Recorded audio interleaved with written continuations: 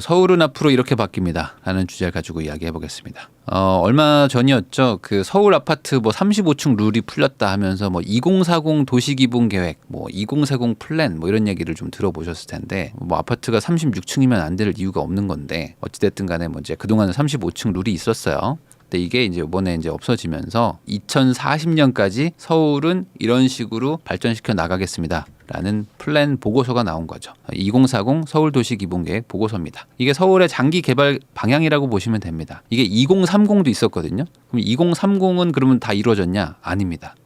그러니까 한마디로 2040대로 다 된다고 생각하시면 절대 안 되지만 그냥 이 방향성을 알고 있자라고 생각하시면 될 것 같아요. 이 서울도시 기본계획은 이 서울시의 모든 계획을 수립할 때 방향성을 제시한다고 보시면 됩니다. 그러니까 이거를 기준으로 삼아서 모든 정책들이 생겨난다고 보시면 돼요.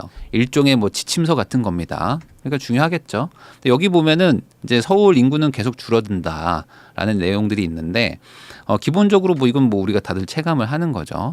이 청년들은 좀 들어오고 있대요. 아무래도 이제 직장이 많으니까. 근데 나머지 세대는 또 떠나가고 있다고 합니다. 아이가 좀 생기고 노년층으로 갈수록 이제 경기도권으로 많이들 나가시는 것 같고, 아니면 완전히 이제 은퇴하신 분들은 이제 시골, 고향으로 막 가시는 분들도 있고, 근데 청년들은 계속 지방에서 올라와서 일자리를 얻으려고 하죠. 근데 1인 가구가 증가하다 보니까 아무래도 인원은 감소할 수밖에 없습니다. 기본적으로 서울의 어떤 주택 수는 한정돼 있고, 근데 예전에는 5명이 사는 집을 3명이 살다가 이제는 이제 2명이나 1명이 사는 사회가 돼버렸죠.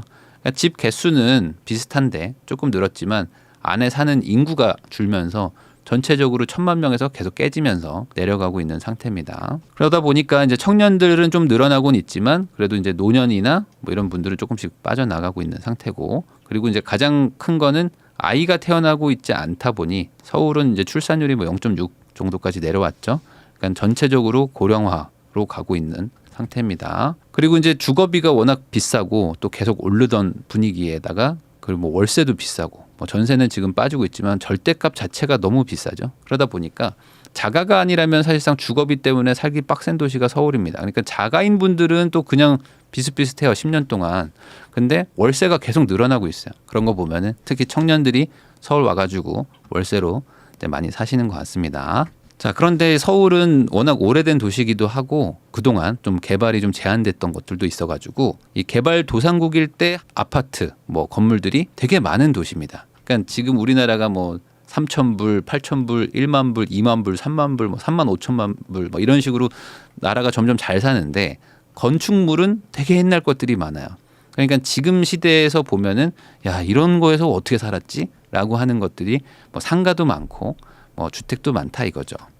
근데 이게 계속 앞으로 더 낡아질 겁니다. 그럼 이거를 어떻게 바꾸려고 하는 건가? 기본적으로 이제 서울시는 보행 일상권을 추구한다고 합니다. 이게 될지 안 될지는 몰라도 어찌됐든 간에 계획은 지역별로 거점을 만들 것이다. 그리고 거기다가 직장과 문화시설, 뭐 주거가 다 도보권 안에 뭐 자전거 타고 가는 정도 안에 다 있게 하겠다는 거죠. 자, 그리고 이제 한강만 뷰냐? 아니다. 이 서울에는 지천이 많다. 그래서 이 천변을 개발하고 휴식 시설을 만들고 상업화할 예정이라는 것도 중요합니다. 저는 개인적으로 이게 앞으로 한 10년 안쪽으로 되게 이슈가 되지 않을까라고 생각을 하거든요. 기본적으로 서울은 좀 빽빽한 도시고 빽빽한 도시에서 다 이게 앞이 다 막혀 있거든요. 어떤 천이나 한강을 가야 좀 이렇게 뻥 뚫린 뷰가 보입니다. 대부분 산으로도 막혀 있고 해서 자전거를 탄다거나 아니면 어딘가에 잠깐 앉아 있을 때 좀 이렇게 편안한 공간이 많지 않거든요. 그런 곳들이 아마 이런 개천이 아닐까. 그래서 이쪽을 좀 개발하려고 하는 움직임이 앞으로 클 것 같습니다. 네, 그리고 이제 지상철도를 단계적으로 지하화를 검토하겠다고 했는데 이게 그 사실 동서 지역 통합 뭐 이런 얘기를 하는데 이런 지금 지상철들 있죠. 지상철들이 되게 그 뭐라고 해야 되죠? 이 단절을 시키는 건 맞습니다. 이게 아무래도 이 지하철이면 그 위를 그냥 횡단보도로 건너가고 뭐 편하게 다니는데 지상철이면 이제 완전히 분리가 돼서 서로 섞일 일이 별로 없는 게 돼버리죠. 그러니까 이런 거를 이제 다 지하화를 하겠다고 하는데 이게 예산을 감당할 수 있을까라고는 좀 의문은 있어요. 이게 기본적으로 지상철을 밑으로 넣는 게 그냥 없던 거 지하철 만드는 것보다 훨씬 돈이 많이 들 텐데 뭐 조금씩이라도 그렇게 바꾸는 방향으로 가겠다는 겁니다. 그러면 지금 상대적으로 단절돼 있는 지역들이 만약에 지하철로 바뀌잖아요. 그러면은 그 지역이 상당히 좋아질 가능성이 높습니다. 왜냐하면 완전히 단절돼 있는 것들, 뭐 고속도로로 막혀 있는 곳들이 고속도로가 지하화가 되면은 그 위를 뭐 공원으로 바꾸고 하면서 서로 이제 왕래가 되잖아요. 그러면서 이제 그쪽이 뭐 상업시설도 생기고 뭐 이런 것들을 많이 보셨을 거예요. 이런 것들을 지속적으로 추진한다는 겁니다. 그러면 저는 반대로 지상철 있는 데를 투자해야 될까요? 라고 생각했다가 2050까지도 안 바뀌는 일이 생길 수도 있으니까 여기에 무조건 베팅하라는 얘기는 아닙니다. 그리고 뭐 국공유지에다가 양질의 주택을 공급하겠다 뭐 이런 것도 있고요. 그리고 이제 민간 개발 사업의 공공성을 확보하겠다 이게 아예 딱 명시되어 있더라고요. 그러니까 이제 뭐 기본적으로 하여간 공공성을 확보한다는 거는 땅을 1000평을 만들어서 뭔가를 뭐 짓는다 그러면은 조금은 좀 떼줘라. 정부한테 좀 떼라. 서울시한테 좀 떼줘가지고 뭐 임대주택을 짓든지 공원을 짓든지 이런 것들을 많이 하겠다는 거고요. 특히 정비 사업에서 이익이 난다? 이거는 공공성을 강화하겠다라는 겁니다. 그러니까 하여간 좀 떼줘라. 라고 생각하시면 됩니다. 그리고 이제 글로벌 도시 경쟁력을 좀 높이려고 한다 해서 이 3도심, 7광역중심, 12지역 중심이 있습니다. 그래서 여기 도심은 아시죠? 이 광화문 쪽 서울 도심과 여의도 영등포를 묶어놨긴 했지만 사실상 여의도를 말하는 거고요. 그리고 강남 지역 이렇게 해서 3도심이 있는데 7광역중심은 아마 모르는 분들도 좀 있을 겁니다. 기본적으로 창동이 있고요. 청량리가 있고 잠실이 있고 용산이 있고 상암 수색 그리고 마곡 가산 대림 이쪽입니다. 근데 용산 쪽은 도심이 아닌가라고 생각하실 텐데 도심은 아니죠. 대신에 요 3도심을 딱 삼각형을 그리면 용산이 걸립니다. 그리고 반포가 걸리죠. 이 압구정 쪽이 걸리고요. 그래서 이 반포, 잠원, 압구정, 뭐 용산 뭐 이런 데들이 지금 이 3도심 접근성이 좋아서 가격이 비싸다. 뭐 이렇게 생각하시면 됩니다. 그러면 이 나머지 빨간 곳들도 이 광역 중심이기 때문에 이쪽도 많이 개발을 할 것이고 나머지 12지역 중심들도 개발을 한다라고 보시면 돼요. 그래서 뭐 여러 가지들이 막 적혀 있는데 기본적으로 3도심은 더욱더 많이 개발할 것이다 라는 게 핵심이고요. 그러니까 3도심을 더 많이 또 고도화시키고 더 고밀화 해가지고 3도심은 하여간 앞으로 더 잘 될 것이다. 다만 이 연계 교통 수단을 확보할 거다. 이게 뭐 GTX 같은 거고요. 뭐 UAM이라고 해가지고 헬리콥터 택시 같은 거죠. 이런 걸로 뭐 연계하겠다고 하는데 이거는 뭐 아직 좀 멀다고 하더라도 어쨌든 GTX든 뭐 지하철이든 어떻게든 연계를 많이 시키려고 할 것이고 그리고 이제 7광역 중심은 이 서울의 밖과 안을 연결하는 교통 연결의 축이라고 생각하시면 되겠습니다. 그러니까 경기도와 서울은 어쩔 수 없이 지금 하나의 생활권인데 결국에 경기도권에서 들어와야 되잖아요. 그럼 들어와가지고 메인 교통망을 타고 막 다녀야 되는데 그러려면 어떻게 해야 되느냐? 여기 이 7광역 중심에 광역 환승센터를 만들겠다.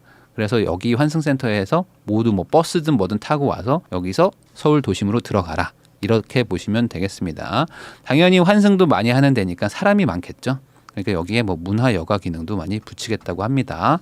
그래서 어떻게 할 거냐? 기본적으로 지금 GTX가 만들어지겠죠. 2040년 정도 되면 만들어질 거 아닙니까? 그러면 이제 뭐 A, B, C 이런 라인들이 있으니까 서울 인접에 있는 경기도 도시들과 연계가 되는데 요런 데 이제 환승 센터들이 막 있는 거죠. 요런 데 들어와 가지고 갈아타라. 라고 보시면 되겠습니다. 자, 그리고 이제 뭐 4대 혁신축 해가지고 뭐 이렇게 4개를 만들겠다라는 겁니다. 요것도 한번 봐보세요. 그러면 이렇게 묶어가지고 무언가 개발을 하려고 한다는 겁니다. 이렇게 축을 만든다는 거고요. 그러면은 요 축에 아무래도 있으면 조금 낫겠죠. 그리고 이제 생활권을 총 5개로 나눠가지고 우선 도심권은 이렇게 용산과 서울 도심을 잇겠다고 합니다. 자, 그리고 여기가 이제 동부권입니다. 동부권은 이제 왕십리, 청량리, 창동 이렇게 아까도 이제 광역 중심에 있었잖아요. 이제 광역 중심들이 이어지게 해가지고 성수까지 와서 전반적으로 요 하나의 라인이 이제 많이 개발이 될 것이고 그러면 이제 여기 교통망들도 막 붙겠죠. 그러면서 이쪽이 좀 상대적으로 중심지가 될 걸로 보입니다. 자, 그럼 서부권은 어떻게 되냐? 서부권을 조금 따로 노는 게 있는데 이 상암 수색이 이제 워낙 이쪽이 이제 방송 쪽도 있고 미디어 쪽에 이제 많이 발달이 돼 있다 보니까 이쪽을 위주로 좀 키우는 거고요. 그리고 이제 신촌, 마포, 홍대 뭐 이렇게 돼 있고 여기 홍제천 수변공원 활성화 뭐 이런 것들도 있습니다. 그러니까 2040 기본 계획 한번 보시면 좀 힌트를 얻을 수 있지 않을까라고 생각을 하고요. 그리고 서남권은 기대하고 있는 데가 여기죠. 경기에서 바로 들어오면 마곡인데 마곡에도 또 양질의 그런 직장들이 좀 많이 생기고 있고 앞으로 더 생길 거다 보니까 서남권에서는 마곡을 중심으로 좀 발전이 될 거고 그리고 이제 원래부터 발달돼 있는 금융의 메카 여의도는 뭐 지속적으로 더 발달을 시키겠죠. 여의도동은 사실 동이거든요. 동 하나인데 직장이 엄청 많습니다. 그러니까 사실 여의도는 엄청나게 밀집돼 있고 어떤 고연봉의 사람들이 많이 살긴 하는데 여의도 영등포를 합쳐가지고 키울 것이다. 그리고 가산대림도 이쪽에 뭐 지식산업센터도 많고 뭐 제조도 많고 IT도 많아져가지고 전반적으로 이렇게 클러스터가 될 거라고 보시면 될 것 같습니다. 목동은 당연히 이제 배후 주거지로서 이제 재건축이 많이 돼 있겠죠. 2040년 정도 되면 그러면 이제 이쪽은 뭐 다 신축 아파트로 많이 바뀌어 있으면 그럼 마곡으로 출퇴근하는 사람들도 많고 여의도 출퇴근하는 사람들도 많고 이렇게 되지 않을까. 학군지로 계속 남아있지 않을까라고 생각을 합니다. 네, 그리고 이제 강남 쪽은 노란색이 좀 많아요. 전체적으로 이제 이쪽이 좀 메인이다 보니까 그래서 강남 도심은 뭐 계속 개발을 하는 거고 그리고 양재 쪽에도 뭐 R&D 센터들이 좀 있습니다. LG, 뭐 삼성, 뭐 R&D 센터들이 요 우면산 밑으로 많이 모여 있거든요. 그러니까 여기도 개발을 하고 경부간선도로 지하화. 그러니까 여기도 지금 지하화를 하게 되면은 여기 많이 막히고 막 하는데 좀 이제 이어지겠죠. 그럼 서초 쪽이 조금 더 발전할 수 있는 가능성이 좀 있고 그리고 이제 많이 아시는 GBC 그리고 마이스 단지가 이제 이렇게 커지는 거죠. 코엑스가 이만하게 커지고 수서 문정과 그리고 이제 삼성역까지 SRT, GTX가 이어지면은 하나의 거대한 생활권이 될 것이다. 그 옆에 있는 잠실도 이제 배후 주거지로서 계속 있겠죠. 그리고 천호 길동도 여기가 교통의 메카입니다. 옛날부터 강동구의 어떤 수문장 같은 데죠. 천호 길동 쪽이 또 많이 개발을 시키려고 정부가 한다고 합니다. 그럼 이런 방향성이 중요한 이유는 뭐냐? 여러분들이 한 20년 전의 서울의 모습을 생각해 보면은 아마 깜짝 놀랄 텐데 20년 전 사진입니다. 제가 이제 인터넷에서 가져와 봤는데 이거 우리 동네인데라고 하시는 분들도 있겠지만 사실 20년 전 사진을 보면은 전체적인 느낌이 좀 다릅니다. 그동안 우리가 많이 잘 사라졌어요. 많이 잘 사라지고 많이 좀 세련돼지고 건물들도 많이 이뻐졌습니다. 뭐 이런 느낌이었죠. 차들도 좀 그렇고 전반적으로 좀 낡은 건물들도 많았다 이겁니다. 그리고 뭐 이런 거 저는 20년 전에 이랬나? 라고 좀 의아해했던 게 이런 사진이었습니다. 이때만 하더라도 이제 극장이 막 단관도 많았고 이렇게 극장에 이제 그림으로 나도 아내가 있으면 좋겠다. 뭐 캐스터웨이 뭐 이러면서 이런 곳들을 많이 다녔었죠. 우리가 실제로. 그러면 20년이면 엄청나게 긴 세월인 거고 그 사이에 이 서울이 얼마나 많이 바뀔 것이냐. 지금은 뭐 UAM, 뭐 드론 택시, 뭐 말도 안 되는 소리야 하지만 아마 조금 있으면 다 타고 다닐 것이다. 그래서 그때 되면 이제 GTX 다 개통되고 재건축 재개발도 많이 돼 있다고 상상해 보면 많은 게 달라지겠죠. 그 안에서 뭔가 사업의 기회를 찾으실 수도 있고 투자 기회를 찾으실 수도 있지 않을까. 장기적으로 봤을 때 서울이 더 발전한다고 긍정적으로 보는 분들 입장에서는 서울은 정말 많이 바뀔 것이다 라고 생각을 합니다. 그래서 결론 열심히 살자. 열심히 살면서 긍정적 사고를 가지고 있다 보면은 분명히 없던 직업도 생기고 없던 사업도 생길 겁니다. 그런 것들에서 기회를 꼭 잡으시길 바랍니다. 저도 열심히 살도록 하겠습니다.